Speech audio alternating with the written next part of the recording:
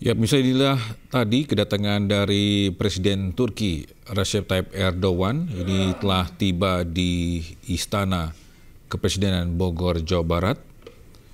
Presiden Turki disambut langsung oleh Presiden Republik Indonesia Prabowo Subianto.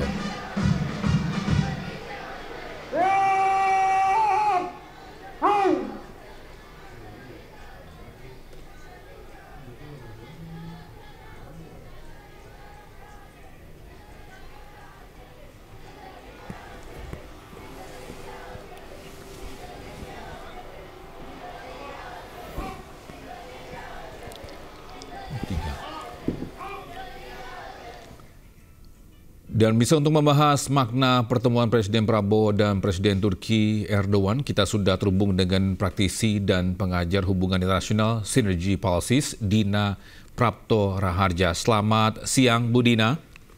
Selamat siang, Pak Togi. Bu Dina, ini terkait dengan kedatangan dari Presiden Turki. Bagaimana Anda melihat dari segi internasional atau hubungan internasional antara Indonesia dan Turki? Turki sudah lama sekali ingin lebih dekat dengan Indonesia.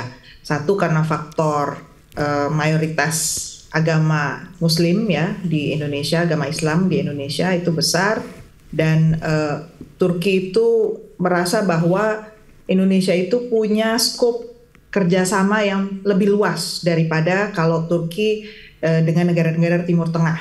Artinya daya jangkau Indonesia untuk masuk ke wilayah-wilayah kerjasama di luar dari yang biasanya diurus oleh Turki itu potensial sekali bisa dilakukan dengan Indonesia. Jadi ada perdagangan, kemudian juga ada kerjasama people to people. Mereka sangat tertarik itu untuk membuka potensi kerjasama pendidikan, misalnya penelitian.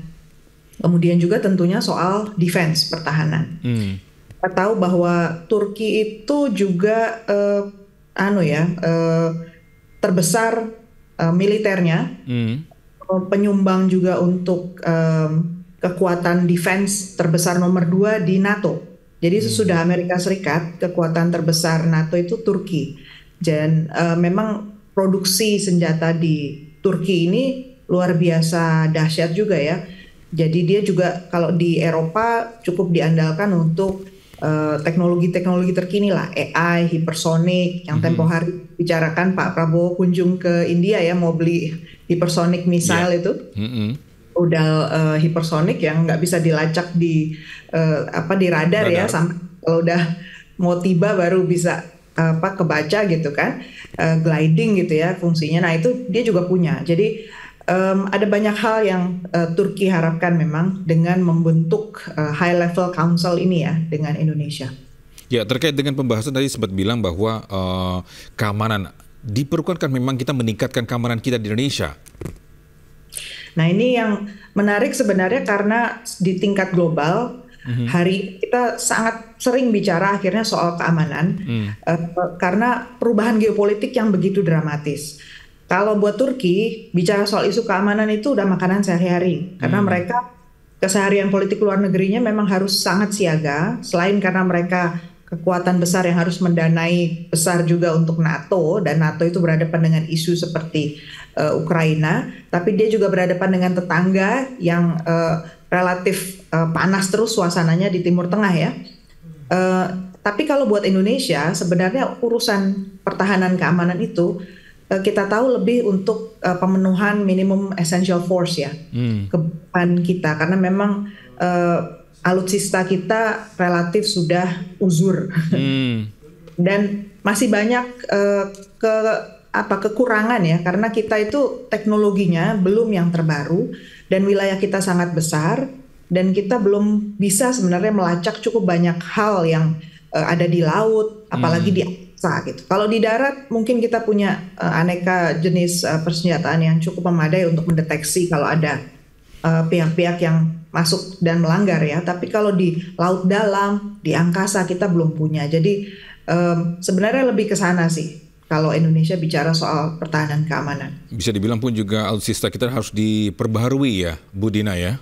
Perbaharui dan ditambah. Memang harus ada yang ditambah, itu harus diakui ya. Tadi wilayah-wilayah Indonesia Timur dan dalam angkasa itu kita masih ketinggalan jauh. Apakah juga terkait dengan nantinya akan dibahas juga salah satu isunya ini dari segi ekonomi juga? Ya, kalau saya melihatnya gini, kita intensi Turki tentu datang ke Indonesia dengan membentuk High Level Council ini adalah akan ada pembicaraan-pembicaraan dari level bottom up. Ya. Soal apa saja yang perlu ditingkatkan lah ya. Tadi soal ekonomi, soal perdagangan, soal produksi, macam-macam termasuk juga yang kaitannya dengan isu sosial. Supaya lebih mulus gitu, makanya kepala negara datang. Artinya itu dijaga oleh kedua belah pihak, dijamin bahwa kalau ada sampai kendala kurang lancar sama kementerian ini atau kementerian itu di negara masing-masing, itu dimuluskan oleh kepala negara masing-masing. Itu skemanya. Tapi kalau kita bicara hari ini sebenarnya, saya berharap Pak Prabowo nggak cuma bicara soal bilateralnya ya. Kan ada pertemuan tete-a-tete nih, pertemuan empat mata antara Prabowo dengan Erdogan segera sesudah ini kan, saat mereka duduk bersama. Jadi harapan saya juga bicara soal isu-isu global. Karena kita tahu tahun ini Indonesia kan di bulan-bulan Desember gitu ya, kita akan menjadi tuan rumah D8 Development, yang waktu itu yang jadi host adalah Mesir. Di sana kita juga lihat ya Pak Prabowo datang di acara itu. D8 itu kan bicara soal developmental aid. Memang selama ini kerjasama developing countries, 8 negara yang rata-rata di Timur Tengah ini belum cukup efektif.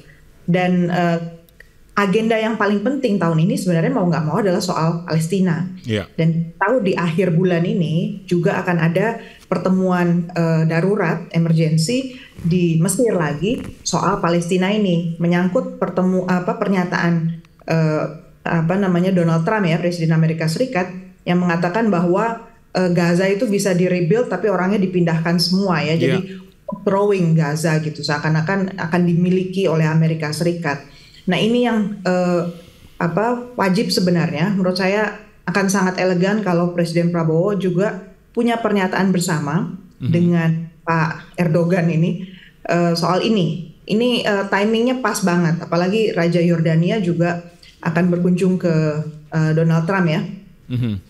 Gitu. Jadi ya kita bicara bukan sekedar apa yang menguntungkan kedua belah pihak, tapi kalau Indonesia memang mau didorong untuk menjadi pemain yang lebih penting di tingkat global, isu-isu yang dinamis seperti ini perlu kita respon. Seberapa kuatnya kita di D8 ini, perannya Indonesia di D8, Ibu Dina? D8 itu sebenarnya pertemuan yang loose saja ya, longgar saja. Jadi semua negara sebenarnya berusaha untuk sama-sama bisa berkontribusi lah apapun yang mereka bisa lakukan untuk saling membangun, saling membantu. Sifatnya tuh lebih banyak solidaritas antar anggota. Indonesia itu kelemahannya, kalau kita bilang kelemahannya ya, kekurangannya di D8 itu adalah karena soal geografis kita yang jauh. Jadi secara logistik kita nggak bisa banyak membantu yang terlalu besar-besar gitu ya untuk saudara-saudara kita yang ada di rata-rata di Timur Tengah itu, karena tentu sangat mahal biayanya. Tetapi itu pentingnya kita bicara hal-hal yang bisa didorong di tataran diplomasi, bisa didorong di agenda-agenda multilateral, di pertemuan-pertemuan yang memang emergensi ini kita juga ikut bersuara gitu. Jadi itu memperkuat nanti forum-forum yang lain di mana Indonesia juga terlibat, ada G20, ada OIC, pertemuan negara-negara kerjasama negara-negara Islam ya. Itu nanti kan efeknya akan beruntun gitu. Gitu. Oke. Ini tadi sempat menarik terkait dengan Indonesia, peran Indonesia untuk membantu warga Palestina ini.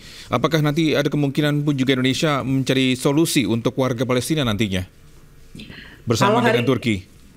Kalau hari ini sebenarnya yang paling penting itu adalah menolak Amerika Serikat yang ingin memiliki atau mengambil alih kepemilikan Gaza. Itu dulu satu. Terus yang kedua, rebuilding Palestina itu dilakukan bersama-sama dengan negara-negara lain juga tapi tidak dengan menyingkirkan orang-orang Palestina. Orang Palestina harus diperlakukan dengan bermartabat, dengan dignity. Itu yang harus garis besar lah.